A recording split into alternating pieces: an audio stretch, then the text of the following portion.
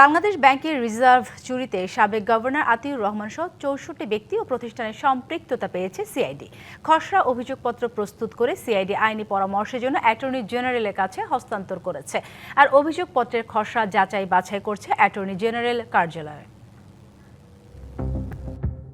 New ইয়র্কের federal reserve ব্যাংকে বাংলাদেশ ব্যাংকের হিসেব থেকে ১০১ মিলিয়ন মার্কিন ডলার চুরির ঘটনা ঘটে ২০১৬ সালের ফেব্রুয়ারিতে।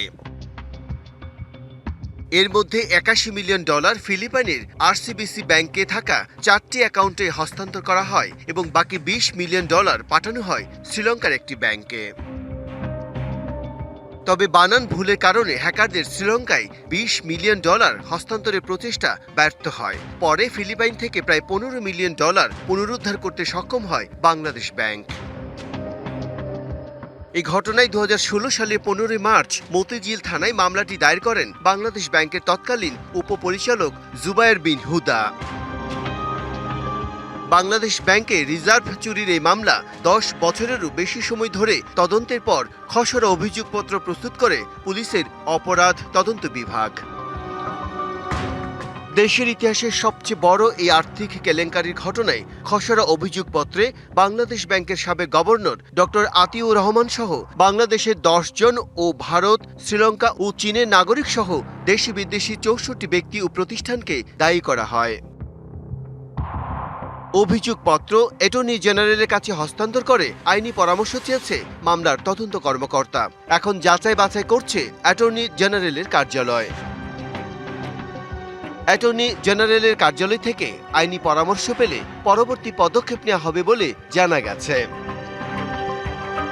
বিজন Kumar Das, DBC news. RFL Watro যত্নে রাখতে চান ইনসেক্ট রিপেলেন্ট মাস্টার ব্যাচ যুক্ত আরএফএল ওয়াট্রো কাপড় যত্নে রাখার নাম্বার 1 সলিউশন। আর্টিফিশিয়াল ইন্টেলিজেন্স বা এআই এর ব্যবহারে পাল্টে যাচ্ছে সবকিছু, কিন্তু এর সঠিক প্রয়োগের পাশাপাশি বেড়েছে অপপ্রয়োগও, যাতে বাড়ছে সাইবার অপরাধ ও সামাজিক অস্থিরতা। বিশেষজ্ঞরা বলছেন এখনই এই বিষয়ে নীতিমালা তৈরি না হলে সামনে আসতে পারে ভয়াবহ পরিস্থিতি। বিষয়টি সিলেবাসে অন্তর্ভুক্ত করারও পরামর্শ তাদের।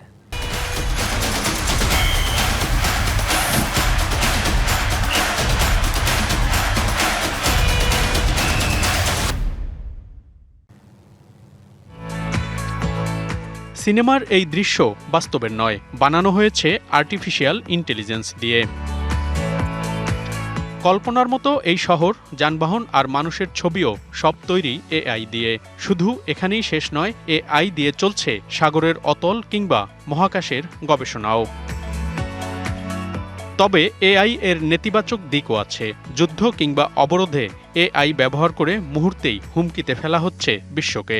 বাংলাদেশেও এর নেতিবাচক ব্যবহার ভয়াবহ।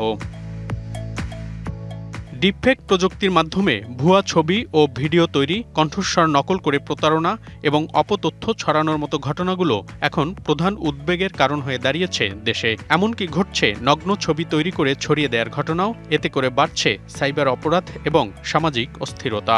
ডেফিনেটলি একটা মেয়ে যখন আসলে এ ধরনের বিষয়ের শিকার হয়, তার কিন্তু এক ধরনের মানসিক বিপর্যস্ততা তৈরি হয়, মানে বিষণ্ণতা হয়। অনেক ক্ষেত্রে এটা যদি চাপটা মোকাবেলা করতে না পারে, অনেক ক্ষেত্রে কিন্তু আত্মহত্যার মতন ঘটনা ঘটে যেতে পারে। আজকে বিশ্বে এআই এর কারণে যে সমস্যাগুলো দেখা দিচ্ছে, এটা আইন করে কমানো যাবে না, তবে সচেতনতা জাগিয়ে এটাকে নিয়ন্ত্রণ করা যাবে। বিশেষজ্ঞরা বলছেন এআই এর ব্যবহার নিয়ে নতুন নীতিমালা তৈরি এবং সেই অনুযায়ী আইন প্রয়োগে কঠোর না হলে সামনের পরিস্থিতি আরও ভয়াবহ হবে। ন্যাশনাল এআই নীতিমালা তৈরি করতে হবে ইমিডিয়েটলি, যে আপনি, এবং এর মধ্যে সেখানে এথিক্স নিয়ে আসতে হবে, আপনি কি করতে পারবেন কি করতে পারবেন না, এই ধরনের একটা নীতিমালা স্ট্র্যাটেজি এটা থাকতে হবে ইমিডিয়েটলি। এটা কিন্তু অলরেডি দেরি হয়ে গেছে। একই সাথে আমাদের যে data privacy data protection act, এটা অলরেডি হয়ে গেছে, সেটার সাথে এটা কোঅর্ডিনেট করতে হবে। তবে আর্টিফিশিয়াল ইন্টেলিজেন্সের সুফল পেতে শ্রেণীকক্ষে এই প্রযুক্তি শেখানোর আহ্বান বিশেষজ্ঞদের। এআইকে আপনি অস্বীকার করতে পারবেন না, কিভাবে এআই এর সাথে একসাথে মিলে আপনি কাজ করতে পারেন সেটা নিয়ে আমাদেরকে কিন্তু এগিয়ে যেতে হবে, শিখতে হবে সেটা।